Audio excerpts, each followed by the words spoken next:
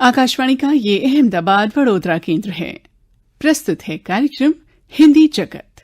प्रस्तुति दीपशिखा दुर्गापाल की।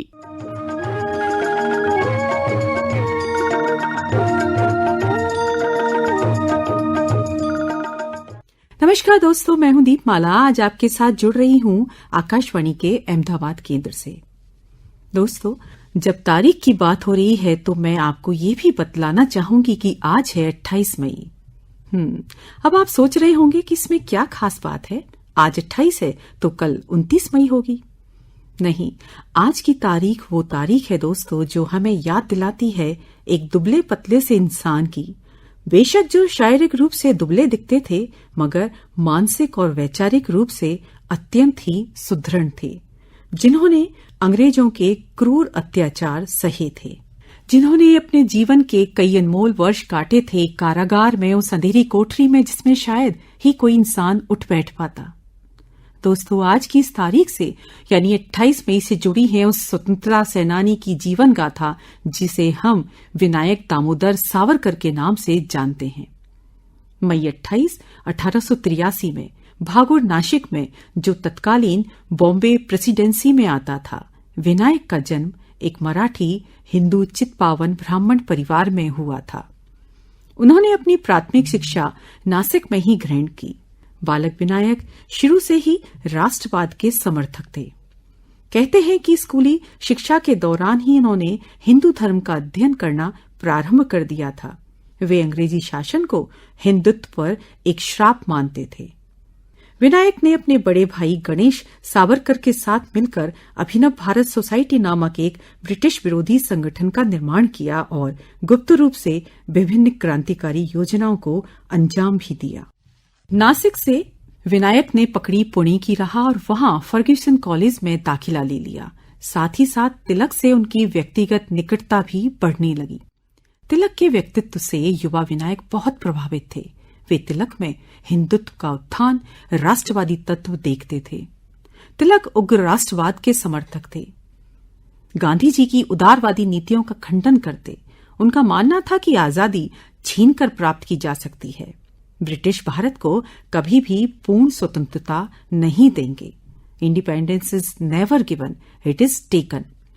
तिलक से बढ़ती निकटता से ही विनायक को छत्रपति शिवाजी स्कॉलरशिप प्राप्त कर लंदन जाकर कानून की पढ़ाई करने का अवसर प्राप्त हुआ। 9 जून 1906 को विनायक सावरकर पहुंच गए लंदन। आप सभी श्रोताओं को एक बात मैं बतलाना चाहूंगी कि इनके नाम के आगे जो वीर लगता है, वह उपनाम स्वयं विनायक ने अपने नाम के आगे लगाया था। लंदन पहुंचकर विनायक ने भारतीय स्वतंत्रता संग्राम से संबंधित समस्त तथ्यों को जुटाना शुरू किया।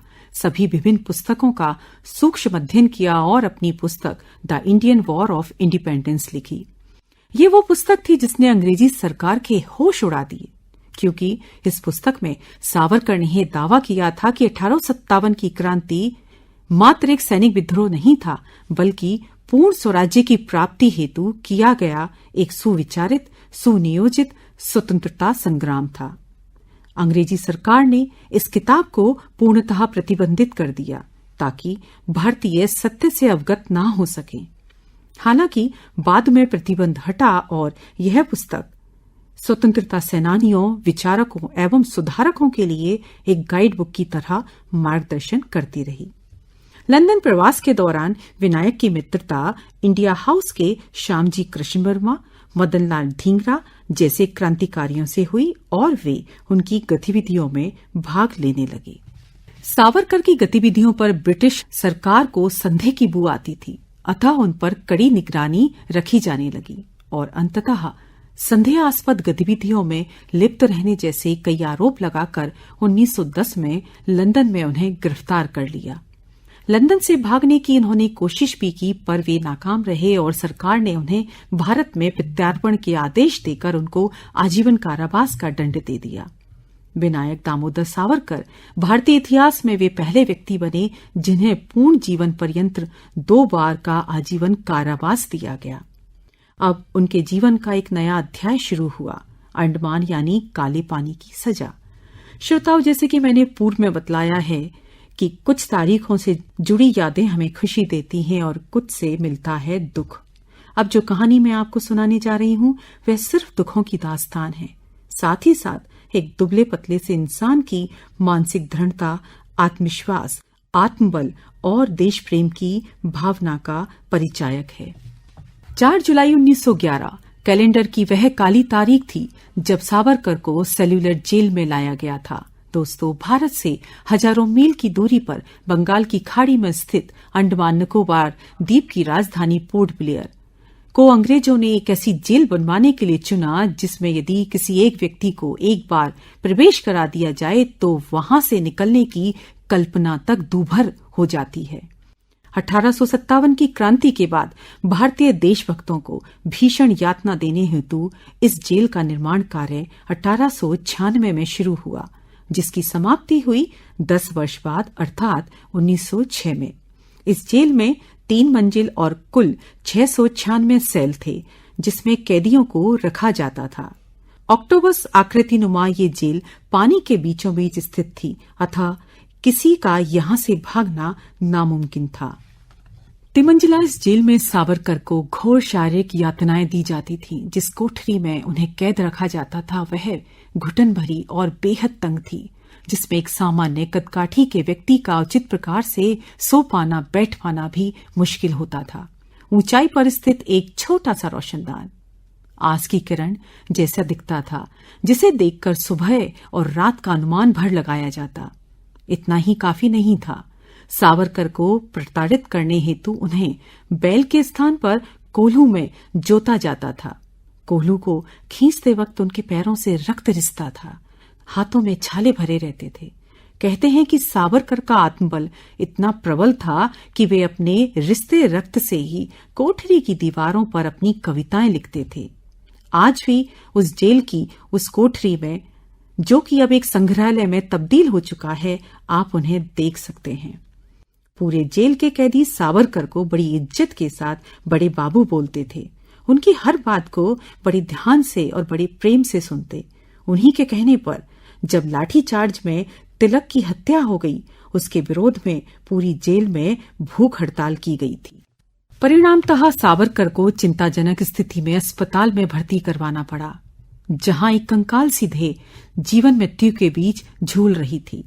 इसी दौरान सावरकर के शुभचिंतकों एवं परिवारजन ने उन्हें सरकार से माफी याचना की सलाह दी। बड़े कड़े मन से सावरकर ने माफीनामा लिखा और उनको काला पानी से रिहा कर 2 मई 1921 में रत्नागिरी जेल में भेज दिया गया। दोस्तों, अभी जीवन यात्रा समाप्त नहीं हुई थी, बल्कि एक नया अध्याय नई राह पर शुरू हो गया था वीर सावरकर का। रत्नागिरी जेल में एक नए रूप में सावरकर का अवतरण हुआ। अब वे प्रखर वक्ता, विचारक, लेखक, समाज सुधारक एवं एक श्रेष्ठ अध्यापक के रूप में उभरे। 3 वर्षों के इस जेल के प्रवास में उन्होंने अपनी कई किताबों की रचना की, जिसमें प्रमुख है काला पानी, हिंदुत्व, गोमांतक, कमल और जगन्नाथ यात्रा। 1924 में उन्हें जेल से मुक्त कर कुछ शर्तों के साथ नजरबंदी में रखा गया, जिसमें राजनीतिक गतिविधियों में सक्रियता नहीं रखना मुख्य था, अन्यथा वे दोबारा से जेल में डाले जा सकते थे। दोस्तों, मेरे मन में अब एक प्रश्न उठ रहा है कि क्या इस वक्त सावरकर ने स्वयं को एक सीमा में बांध दिया था या खुद का विस्तार दूसरी दिशा में कर दिया, जहां वे दूसरी तरह से अपने देश की सेवा और समाज की सेवा कर पाते। उनके माफीनामा लिखने पर भी हमें कई तरह के विचार पढ़ने और सुनने को मिलते हैं।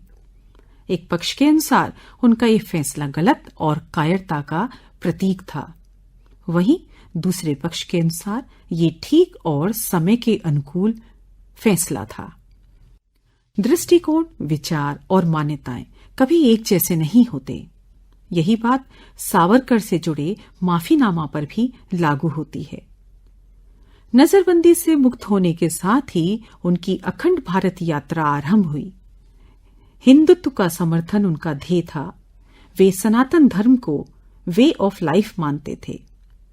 साथ ही साथ उन्होंने समाज में व्याप्त जाति व्यवस्था के प्रति भी कुछ काम करना शुरू किया।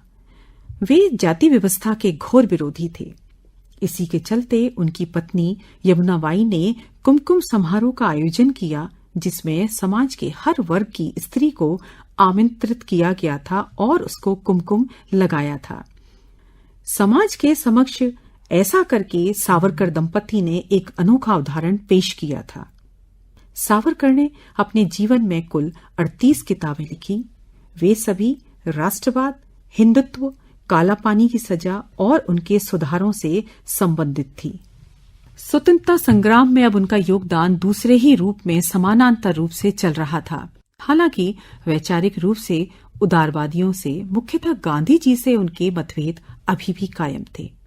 सही मायने में वीर सावरकर एक देशभक्त, समाज सुधारक, चिंतक, इतिहासकार, दूरदर्शी राजनेता और ओजस्वी कवि थे।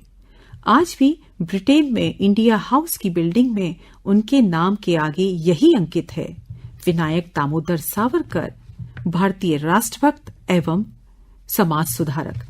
आज उनके अवतरण दिवस पर हम सभी उन्हें कोटि कोटि नमन करते हैं।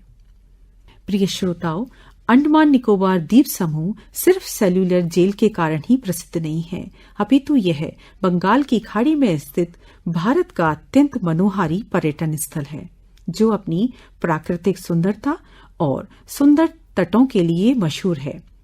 भारतवर्ष का सुदूर दक्षिणी स्थल इंदिरा पॉइंट भी यहीं स्थित है। साथ ही साथ हमारे देश का एकमात्र जो सक्रिय ज्वालामुखी भी यहीं पर स्थित है। आपको यह जानकर आश्चर्य होगा कि एशिया की सबसे बड़ी लकड़ी की मिल, वुड मिल भी यहीं स्थित है। जारवा जनजाति के लोगों की विशिष्ट संस्कृति को समेटे अंडमान और निकोबार बहुत ही खूबसूरत एक द्वीप समूह है। तो गर्मी की छुट्टियां चल रही हैं, तो क्यों ना बना लीजिए इस बार अंडमान निकोबार जाने का प्रोग्राम। धन्यवाद।